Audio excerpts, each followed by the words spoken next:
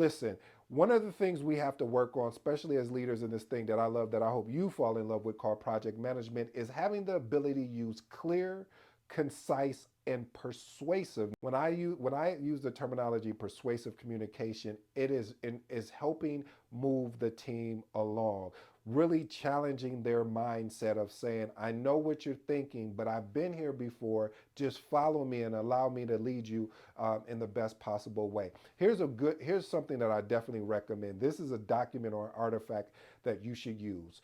I want to give you an actionable plan. Develop a communication plan that outlines the messaging, the channels, frequency, as well as how we're going to engage with the team. And the biggest tip of all that I could give here is practice active listening. My grandma will always say, boy, you got two ears and one mouth. I don't even know what I could say more on that. Let's move on to point number 3.